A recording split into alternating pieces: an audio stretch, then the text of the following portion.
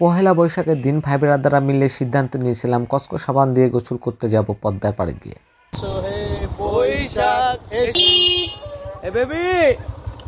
ফয়সাল আমাকে আর রতন দাদাকে নেওয়ার জন্য আমাদের এলাকায় আসলো। আমরা গোসলের শেষে আজকে আমাদের কামাল ভাই চলতেছে, সেটাই আর কি আমরা তারপর একে একে ভাই ব্রাদাররা একত্রিত হয়ে রওনা দিলাম পদ্মার গোসল করার জন্য। সবাই মিলে একত্রিত হলাম। নাইম এবং মুবিনকে শেষমেশ সবাই একত্রিত করে আমরা রওনা দিচ্ছি পদ্মার উদ্দেশ্যে। কৃষ্ণাডাঙ্গি স্কুলের সামনে এসে সবাই দাঁড়ালাম। হাজীগঞ্জে নাকি সাইনবোর্ডে যাব। আনিস ভাই বললেন হাজীগঞ্জে পদ্মায় গিয়ে গোসল করব। তারপর সবাই মিলে হাজীগঞ্জের উদ্দেশ্যে রওনা দিলাম।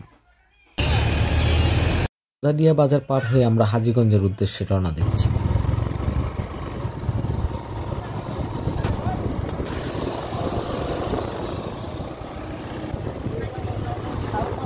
যদিও বেশিরভাগ ভাই ব্রাদাররা অমতই ছিল হাজীগঞ্জে পদ্মায় যাওয়ার জন্য, তারপর যেতে হচ্ছে আনিস ভাই যেহেতু বলেছে। অবশেষে আমরা হাজীগঞ্জে পদ্মার পাড়ে গিয়ে উপস্থিত হলাম এবং হাজীগঞ্জ পদ্মার পাড়ে গিয়ে আনিস ভাইয়ের উপরে তো সেই লেভেলের ক্ষিপ্ত হলেন কামাল ভাই, যেহেতু হাজীগঞ্জে প্রচুর পরিমাণে রোদ এবং ছায়া ছিল না বলে।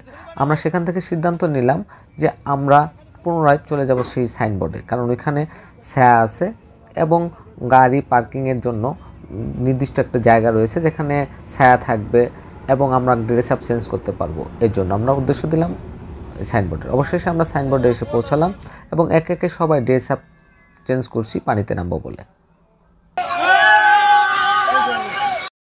সবাই মিলে পানিতে নামলাম, পানি ছেটাছেটি করলাম, আনন্দ করলাম, সাঁতার কাটলাম, অনেক কিছুই করলাম।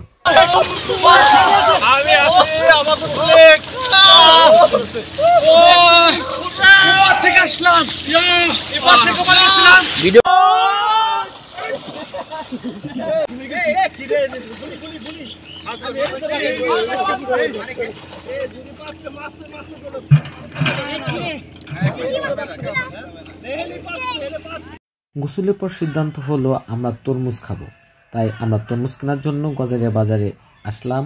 এসে দাঁড়ালাম তরমুজ কেনার জন্য। সলেমান ভাই, আনিস ভাই এবং কামাল ভাই তরমুজ কেনা কাটার জন্য ব্যস্ত এবং দাম দর করতেছে।